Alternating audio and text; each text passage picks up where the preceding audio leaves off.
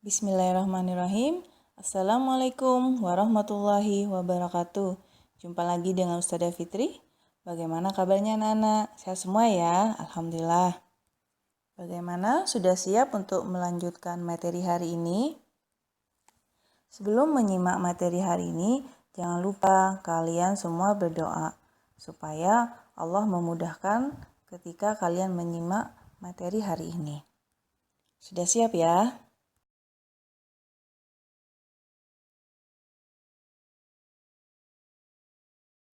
Hari ini kita akan belajar pelajaran yang kedua, yaitu kita akan belajar tentang birama dan lagu.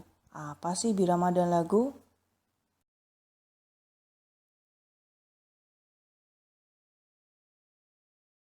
Mengenal birama. Birama adalah suatu tanda untuk menunjukkan jumlah ketukan dalam suatu ruas atau bagian. Dalam satu baris lagu, biasanya terdiri dari atas beberapa ruas atau bagian. Biasanya dalam sebuah lagu itu sudah ditentukan biramanya. Jadi saat menyanyikan lagu itu, lagunya dibawakan dengan teratur dan baik.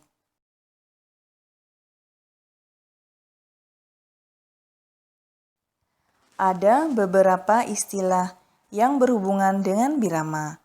Antara lain, yang pertama istilahnya garis birama, yang kedua adalah ruas birama, yang ketiga tanda birama, dan yang keempat adalah paranada.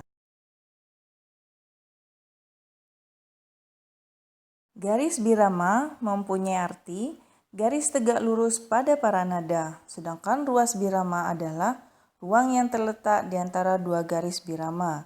Tanda birama berfungsi untuk menunjukkan jumlah ketukan dalam tiap ruas birama, sedangkan paranada itu diartikan 5 garis mendatar tempat not ditulis. Supaya kalian lebih paham tentang istilah-istilah birama, silakan kalian simak tayangan selanjutnya.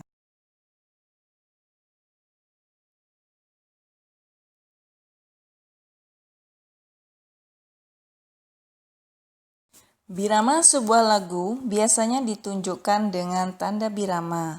Macam-macam tanda birama itu ada tanda birama 2/4, 3/4, 4/4, dan 6/8. Tanda birama biasanya ditulis pada awal lagu setelah tanda kunci. Misalkan tanda birama 2/4. Tanda birama 2/4 pembilangnya ditunjukkan dengan angka 2, penyebutnya angka 4.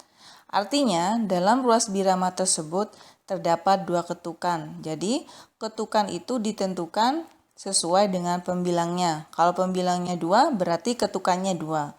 Kalau pembilangnya 3, berarti ketukannya 3. Seperti tanda birama 3/4. Artinya, dalam sebuah ruas birama tersebut terdapat 3 ketukan. Tanda birama 4/4 artinya dalam ruas birama tersebut terdapat 4 ketukan. Sedangkan tanda birama 6/8 artinya dalam ruas birama tersebut terdapat 6 ketukan. Tanda birama 6 atau 6/8 juga disebut birama susun.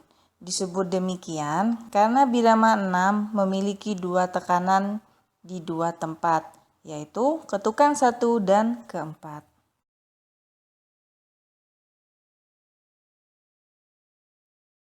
Selanjutnya, kita akan mengenal lagi tentang tempo dan dinamika.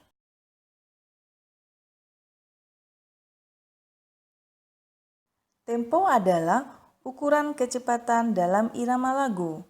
Ukuran kecepatan lagu dapat diukur menggunakan alat yaitu metronom.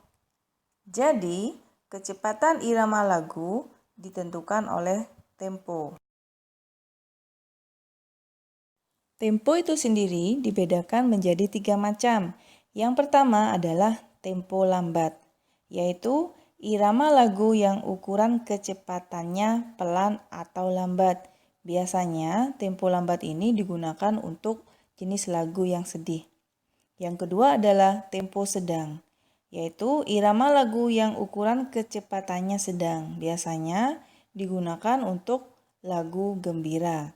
Dan yang terakhir adalah tempo cepat atau yang ketiga, yaitu irama lagu yang ukuran kecepatannya cepat. Biasanya, tempo cepat ini digunakan untuk jenis lagu yang riang dan bersemangat.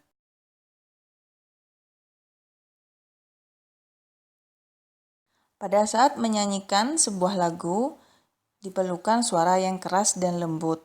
Suara keras dan lembut di bagian tertentu sebuah lagu dapat membuat lagu terdengar lebih indah. Keras dan lembutnya suara dalam sebuah lagu disebut dengan dinamika. Sekarang kalian perhatikan macam-macam tanda dinamika. 1. Tanda forte. Forte ditandai dengan huruf F.